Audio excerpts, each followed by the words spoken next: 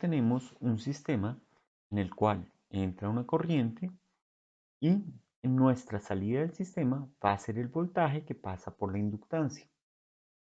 Sabemos que en este tipo de circuitos el voltaje es el valor de la inductancia multiplicado por la derivada de la corriente. Es decir, que si nuestra entrada es una función sinusoidal de alguna frecuencia, se podría escuchar de la siguiente forma. La salida, pues, corresponderá a la derivada. Observen que para esa frecuencia determinada, la derivada, pues, va a cambiar un poco la amplitud de la señal. ¿De acuerdo? Veamos entonces, sin embargo, el sonido es similar. El sonido es similar debido a que lo que detecta el oído es la frecuencia y no la fase. Al cambiar la fase no se altera el sonido, pero la amplitud sí cambia un poquito, es el volumen. Sin embargo, pues no es como fácil de percibir ese cambio de volumen. Ahora vamos a colocar otra señal. Esta señal tiene el doble de la frecuencia. Al tener el doble de la frecuencia, pues entonces la derivada va a cambiar.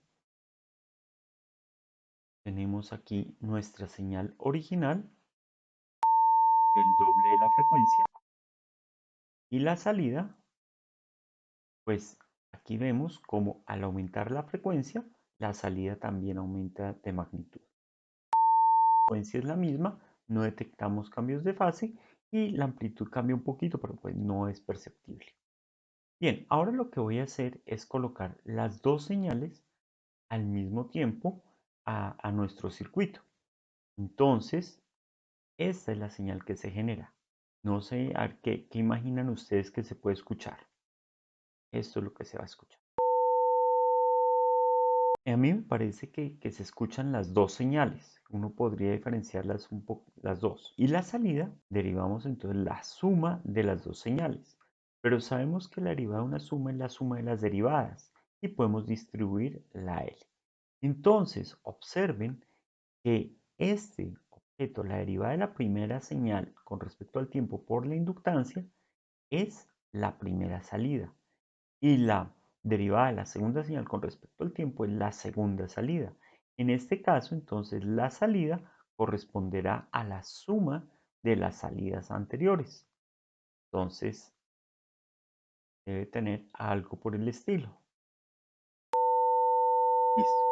Entonces, ¿qué es lo importante aquí de rescatar? Observen que la señal 1, 2, que fue la mezcla de las dos señales, no era una señal sencilla de entender.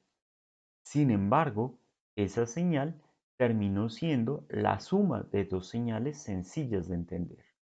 Es decir, de esta es fácil encontrar cuál es la derivada y de esta también es fácil encontrar cuál es la derivada.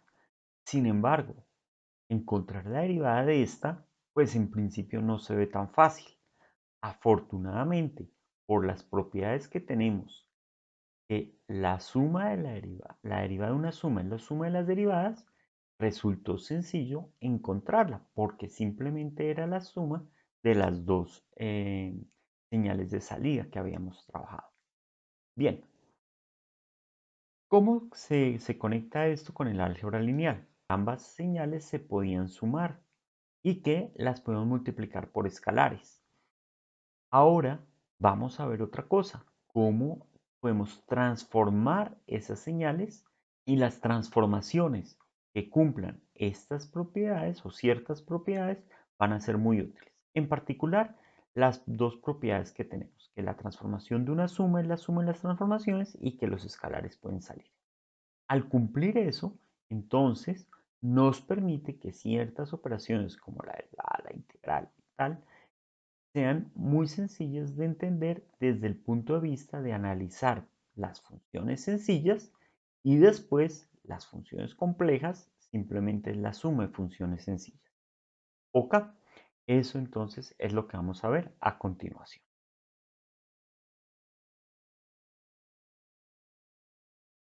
Un espacio vectorial no está restringido a dimensiones finitas. Además, en un espacio vectorial, cada punto está representando algún elemento. Por ejemplo, el espacio de los polinomios de grado 2 o menor, cada puntico de coordenadas A0, A1, A2 representa un polinomio. Por ejemplo, el polinomio A2x a la 2, A1x, A0.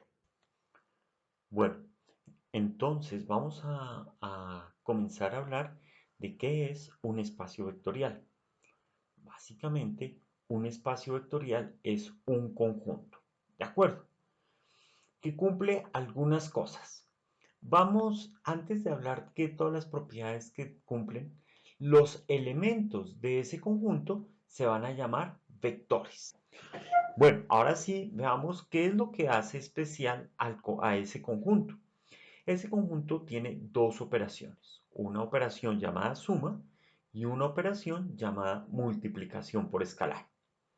Básicamente, además tiene otras dos cositas. Hay un elemento muy particular de ese conjunto que lo vamos a llamar el cero. Y hay otro elemento, por cada elemento que tiene el conjunto, hay otro elemento muy particular que va a ser el opuesto. Bien, ahora veamos cuáles son las propiedades que debe tener ese conjunto.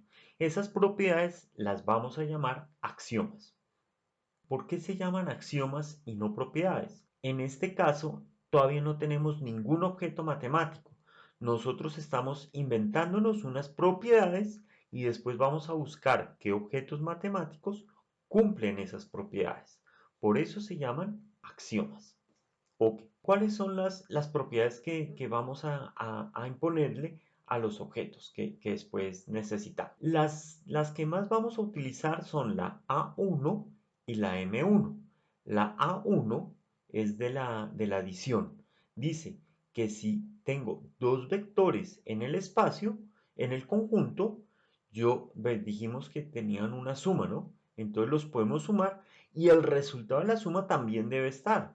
Entonces no puede ser que yo sume dos objetos y el resultado no esté. No.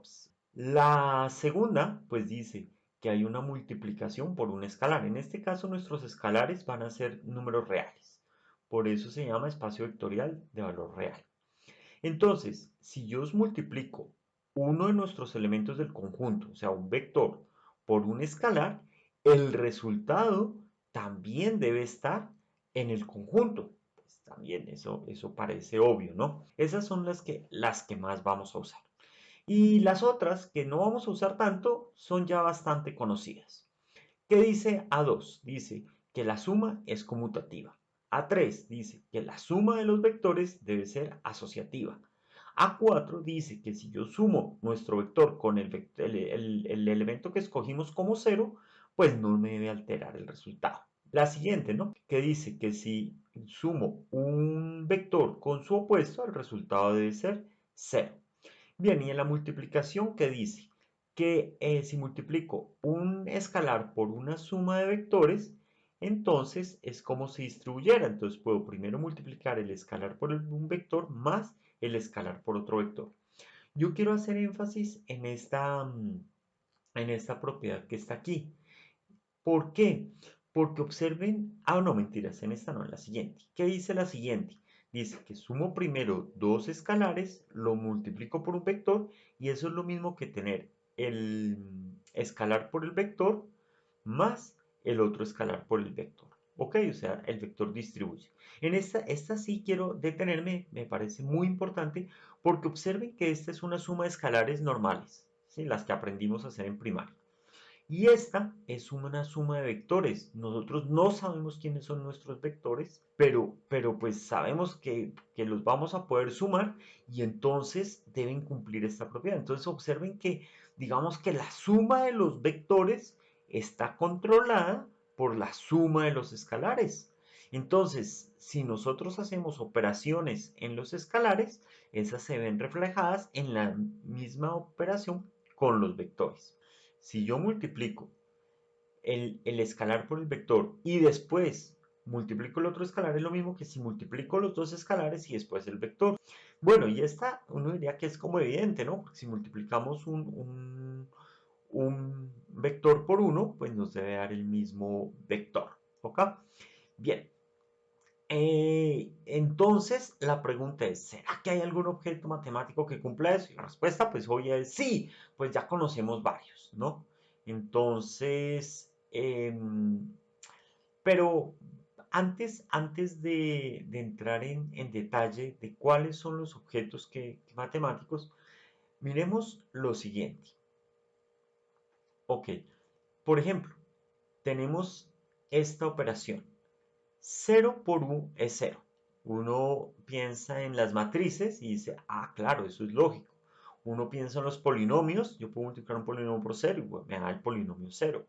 Yo puedo multiplicar los vectores de Rn que estábamos viendo y también yo lo multiplico por cero y me da el vector cero. Pero resulta que aquí no hemos dicho cuál es nuestro objeto matemático y tampoco lo colocamos entre los axiomas. Entonces, ¿cómo podemos asegurar que nuestro nuevo objeto matemático que nosotros definamos cumpla esta propiedad si no está entre los axiomas? ¿Será que de pronto la podemos deducir de los axiomas que vimos antes? La respuesta es sí, sí se puede definir. Por eso esto se llama un teorema. Entonces, no importa cuál sea el objeto matemático que nosotros miremos. Si logramos demostrar que cumple estos 10 axiomas, tendría que cumplir este. Claro, si logramos demostrar que eso cumple. Vamos a ver si la demostración. Aquí está la demostración. Uno diría, ah, son 1, 2, 3, 4, 5 pasitos. No sé qué es, no sé cómo complicada. Vamos a mirarlo. ¿Cómo arranca la demostración? Empieza a decir, si yo sumo 0u más 0u, pues puedo aplicar ley distributiva y entonces nos quedaría 0 más 0. Listo, esa es la ley distributiva de CM3. Ok, luego la idea ¿cuál es? Sumo menos 0u a ambos lados, o sea, a este lado y a este lado. Observe que aquí estoy sumando un número con su opuesto. Si sumo un número con su opuesto, vimos que nos daba 0. ¿De acuerdo?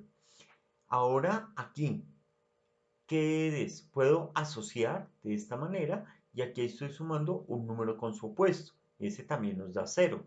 Pero sabemos que si sumamos 0 con cualquier vector, nos vuelve a dar el mismo vector. Entonces queda que si yo multiplico un vector por 0, si multiplico 0 por un vector, me da el vector 0. Y esa es la demostración. O sea que si cumple los axiomas, necesariamente tiene que cumplir esta primera operación que está aquí. De manera similar tenemos las otras. Entonces, básicamente, aquí dice que para poder tener un espacio vectorial o definirlo, necesitamos definir la suma, definir la multiplicación, decir quién va a ser el cero, cómo va a ser el negativo de cada elemento y empezar a probar los 10 axiomas. ¿Ok? Entonces, aquí empezamos. Entonces, R a la N, lo que habíamos visto. Entonces, ¿cuáles son las operaciones? Pues ya todo el curso hemos estado haciendo operaciones de suma y multiplicación por escalar de vectores de R a la N. El vector 0 es el que tiene todos sus elementos 0.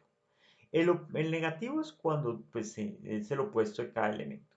Entonces, y pues obviamente hemos visto ya durante el semestre que cumple todos los axiomas. Nosotros cuando vimos las matrices, vimos que tenía multiplicación por escalar y suma de matrices, que la matriz cuyos todos sus elementos eran 0, pues era la matriz 0. Podemos tener una matriz opuesta por cada matriz y cumplían todos los axiomas. En los polinomios también se tiene lo mismo, no nos vamos a detener en ese, nos vamos a detener aquí en las funciones. Entonces, este ejemplo es muy importante porque es el que se utiliza para el procesamiento de señales, porque pues, podemos manejar una señal como una función. Entonces, observemos aquí dos señales. La señal f, o perdón, dos funciones, la función f y la función g. Y entonces vamos a definir cómo será la suma de las dos señales, perdón, de las dos funciones. pero no vamos a sumar funciones, sino vamos a sumar punticos. Entonces, por ejemplo, en esta recta, cuando x vale 0, la recta pasa en 1 y la función, esta que tenemos aquí, también está en 1. ¿Ok? Entonces, lo que vamos a hacer es sumar esos dos unos. Entonces, ¿qué haría? En 2. Observen que en este punto la función f vale 0 y entonces la función g pues tiene aquí un valor más 0, pues da el mismo valor. Entonces esta función también pasa por acá. En este punto también sucede lo mismo, pero en los otros puntos donde no es 0 pues simplemente se van sumando punto a punto y entonces puntico a puntico vamos construyendo la nueva función. Entonces, esta nueva función se llama la función suma de f más g. Ok, ya tenemos entonces, así se suma. Entonces, la suma de las dos funciones en el punto x es calcular la función f en el punto x, la función g en el punto x y se suman las dos funciones. Perfecto. Entonces ya tenemos una nueva abstracción que es la función f más g. Ahora, multiplicar una función por un escalar pues básicamente es coger, bueno, vamos a calcular esa función multiplicada por escalar en el punto x. ¿Cómo es? Pues se calcula la función en ese punto x, por ejemplo, tenemos esta función, la multiplicamos por 2 en este puntico, pues nos da este, y ese sería el puntico de la función 2x. Si la multiplicamos por menos 1, pues da el puntico de la función menos f. Y si la multiplicamos por menos 2, pues aquí. Y así con cada puntico, entonces podemos ya tener las funciones, las otras funciones. Ok, entonces ya tenemos las dos operaciones. Dijimos que eran cuatro cosas, ¿no? La siguiente era la función 0. Pero la función 0 no puede ser cualquiera, debe ser una función que cumpla que al sumarle otra no la altere. Y lo único que podemos sumar a otra función es el 0. Entonces la función 0 es una que siempre es 0 todo el tiempo. Entonces básicamente es una función que siempre vale 0. Y entonces pues en cada puntico va a sumar 0. Ok. Y ya, ahora lo único que nos falta es mostrar que cumple todo. Ah, no, por cada función una función opuesta. Entonces observen que acá teníamos la función f y multiplicamos por menos 1 y ya tenemos menos f. Listo, esa va a ser nuestra función opuesta, porque si sumamos f más menos f, nos da la función 0. Ok, y ahora pues se comprueban los axiomas. La verdad no es complicado comprobar los axiomas y ya.